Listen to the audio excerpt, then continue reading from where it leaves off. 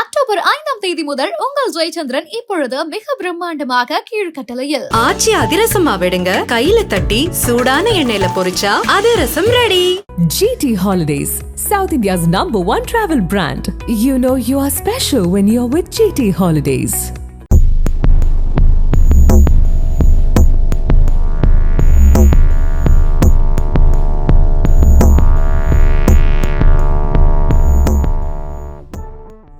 நாடு முழுவதும் தொடர்ச்சியாக ஏற்படும் நாய்க்கடி சம்பவங்களால் உயிரிழப்புகள் அதிகரித்து வரும் நிலையில் தெருநாய்கள் மற்றும் வளர்ப்பு நாய்களால் பொதுமக்கள் பாதிக்கப்படுவது தொடர்பான பிரச்சினை பெரும் விவாதத்தை ஏற்படுத்தியுள்ளது. இந்தியாவில் ஆண்டுதோறும் சுமார் 20,000க்கும் மேற்பட்டோர் ராபிஸ் நோயால் உயிரிழக்கின்றனர். இதில் 36% குழந்தைகள் என்கிறது உலக சுகாதார அமைப்பு. குறிப்பாக டெல்லி, மும்பை, சென்னை போன்ற நகரங்களில் தெருநாய்கள் மக்கள் புழக்கத்தில் இருக்கும் இடங்களில் திரிந்து குழந்தைகள் முதல் முதியவர்கள் வரை அனைவரையும் கடிக்கின்றது. இதனை கட்டுப்படுத்த தெருநாய்களை பிடித்து காப்பகங்களில் அடைக்க உச்சநீதிமன்றம் உத்தரவிட்டது. இந்த வழக்கு இன்னும் நிலுவையில் உள்ள நிலையில் நீதிமன்றத்தின் உத்தரவு நாய் பிரியர்கள் மற்றும் விலங்கு உரிமைகள் அமைப்புகள் மத்தியில் கடும் எதிர்ப்பை உருவாக்கியது. இதுகுறித்து பலர் ஆதரவாகவும் எதிராகவும் கருத்து தெரிவித்து வந்தனர். இதையடுத்து தெருநாய்களுக்கு திறந்த வெளியில் உணவு வழங்கக்கூடாது என உச்சநீதிமன்றம் உத்தரவிட்டது.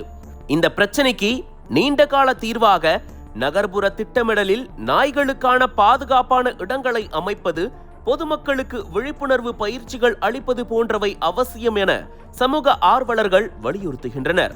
அதனைத் தொடர்ந்து பல இடங்களில் இது தொடர்பான விழிப்புணர்வு நிகழ்ச்சிகள் நடத்தப்பட்டு வருகின்றன. அந்த வகையில் கேரளாவில் நடைபெற்ற தெருநாய்க்கடி விழிப்புணர்வு நிகழ்ச்சியிலேயே நாடக கலைஞரை ஒரு தெருநாய் கடித்த வினோத சம்பவம் அரங்கேறியுள்ளது. கண்ணூர் மாவட்டம் மயில் கிராமத்தில் 5ஆம் தேதியன்று தெருநாய்க்கடி விழிப்புணர்வு நாடகம் ஒன்று நடத்தப்பட்டது. இந்த நாடகத்தை நாடக கலைஞர் ராதாகிருஷ்ணன் என்பவர் நிகழ்த்தி கொண்டிருந்தார். தெருநாய்களிடம் இருந்து எப்படி தற்காத்துக் கொள்வது, நாய் கடித்தால் என்ன செய்ய வேண்டும் என்பது குறித்து கிராம மக்களுக்கு நடித்து காட்டினார். அப்போது அங்கு நின்று கொண்டிருந்த ஒரு தெருநாய் திடீரென ராதாகிருஷ்ணனை கடித்தது. ஆனால் இதனை நாடகத்தின் ஒரு பகுதி என்று கருதிய கிராம மக்கள் கைதட்டி ரசித்தனர். இதையடுத்து நாயை அங்கிருந்து விரட்டிவிட்டு வலியை பொறுத்து கொண்டு ராதாகிருஷ்ணன் நாடகத்தை நடித்து முடித்தார். அதன் பிறகு சத்தியமா சொல்றேன், என்ன உண்மையாகவே நாய் கடித்து விட்டது என்று ராதாகிருஷ்ணன் கூட்டத்தினர் முன்னிலையில் கூறினார். இதை கேட்டு அதிர்ச்சி அடைந்த கிராம மக்கள் உடனடியாக அவரை மீட்டு மருத்துவமனையில் சேர்த்தனர். தற்போது அவருக்கு சிகிச்சை அளிக்கப்பட்டு நலமுடன் இருப்பதாக கூறப்படுகிறது. தெருநாய்க்கடியில் இருந்து தற்காத்துக் கொள்வதற்காக நடத்தப்பட்ட விழிப்புணர்வு நிகழ்ச்சியிலேயே நாடக கலைஞரை நாய் கடித்த சம்பவம் அதிர்ச்சியை ஏற்படுத்தியிருக்கிறது.